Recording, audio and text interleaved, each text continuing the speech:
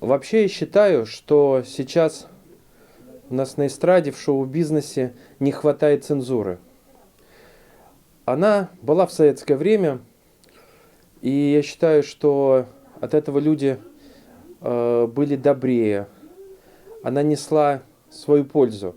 А сейчас я люблю тебя за то, что у тебя есть кое-что. Там, как говорил Иосиф Кобзон, кто это вспомнит через там 10-15 лет, как добрые песни.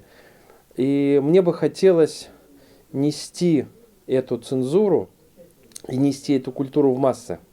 Потому что она будет воспитывать наше поколение, наше новое поколение, которое уже не помнит своей истории, они не помнят, что было буквально 20 лет назад. Потому что им это неинтересно. Запад развалил полностью, я считаю, да не только я, нашу молодежь. А на что мы будем опираться? Кому мы передадим? Преемственность поколений. Где это? Где нет преемственности этих поколений? Кому мы это все передадим? Поэтому нужно немедленно все вот это ЛГБТ, вот это все убирать. Это не наше, это никогда нашим не было. Это всегда было неприлично. Нужно четко нести свою культуру в массы и передавать, чтобы мелодии были запоминающие, чтобы в тексте был смысл. Не то, что думали, что ах, это стихи, а действительно это были стихи, была красивая музыка, и от этой музыки веяло добром, веяло надеждой во что-то хорошее, в светлое будущее. Вот этого всего нет. Сейчас только то, что нам нужно материальное, корыстное. А вот чтобы просто нести добро, как это было раньше, этого сейчас нет. Поэтому я считаю, что нам нужна эта цензура, которая это все остановит и переключит внимание на суть, на главное, на культуру, на нашу культуру и на нас самих, на наш быт.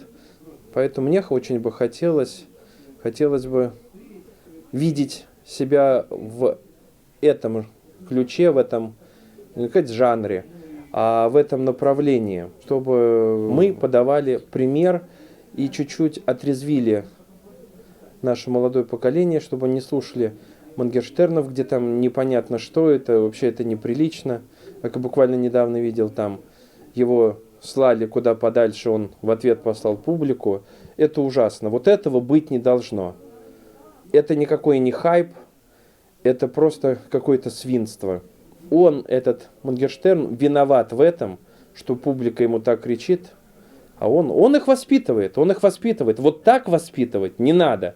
И таких людей на эстраду пускать не надо. Как бы там они ни зарабатывали, кто бы ни... И те, кто зарабатывает на этом деньги, им тоже это запретить. Только хорошее, только хорошее. Иначе действительно все страны, которые хотят нас развалить, нас развалят. Мы не должны им позволить это сделать.